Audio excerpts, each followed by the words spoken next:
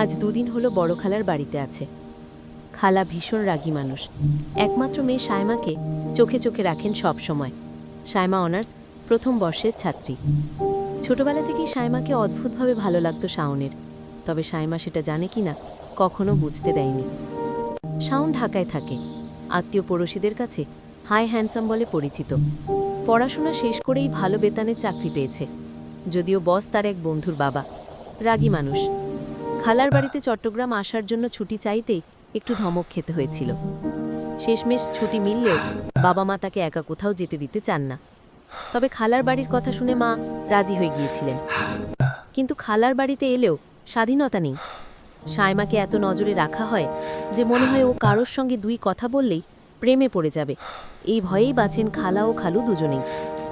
আজ খালু ছুটিতে, তাই খালা খালু দুজনে বাজারে গেছেন। বাড়িতে শুধু শাওন আর সায়মা। শাওন জিজ্ঞেস করল, যাসনি? সায়মা কেমন ক্লান্ত গলায় বলল, মাথা ব্যথা, গা গরম, জ্বর জ্বর লাগছে, কাশি হচ্ছে। শাওন এগিয়ে গিয়ে কপালে হাত রাখল। ওর শরীর দাউ দাউ করে জ্বলছে। ওষুধ খেয়েছিস? না, ভালো লাগছিল না। শাওন ওষুধের ডিব্বা থেকে প্যারাসিটামল এনে খাইয়ে দিল। সায়মা খেতে চাইছিল না। খেয়ে নে, 5 মিনিটেই ভালো হয়ে যাবি। সায়মা ম্লান হেসে বলল, ভালো হলে কি হবে? কেন, রিকশায় চড়ে ঘুরবো, পপকর্ন খাবো, কতদিনের ইচ্ছে। কিন্তু তার কিছুই আর হলো না। সায়মার জ্বর হু হু করে বাড়তে লাগলো। শুরু হলো বমি। 4-5 বার বমি করতে করতে হঠাৎ করেই মেঝেতে লুটিয়ে পড়ল। ঠিক তখনই খালা খালু ফিরে এলেন। খালা ছুটে এসে চিৎকার করে উঠলেন, তুই আমার মেয়েকে কি করেছিস? এদিকে খালু তড়িঘড়ি অ্যাম্বুলেন্স ডেকে ফেলেছেন। সায়মাকে নেওয়া হলো চট্টগ্রাম ন্যাশনাল হাসপাতালে। এমার্জেন্সি রুমে ব্যস্ত ডাক্তার নার্সদের মুখই দেখা যায় না। সবার চোখে এক অদ্ভুত এক টান টান উত্তেজনা। শাওন কোনায় দাঁড়িয়ে থাকে, নিরুপায়, অসহায়। সায়মাকে সে ছোটবেলা থেকেই ভালোবাসে।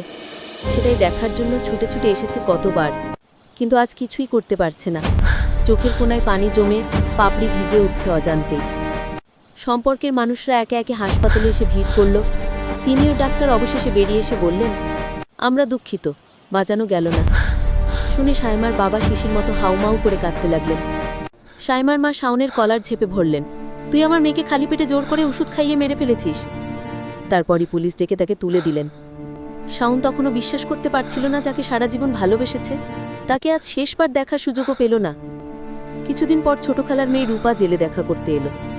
রূপার কাছেই প্রথম জানল সায়মা তাকে ভীষণ ভালোবাসত। রোজ রোজ দৃষ্টিতে লুকিয়ে রাখা ভালোবাসা, লজ্জায় মুখ ফিরিয়ে নেওয়া, কলেজ থেকে অকারণে আগে চলে আসা, সবই ছিল শাওনকে দেখার অজুহাত।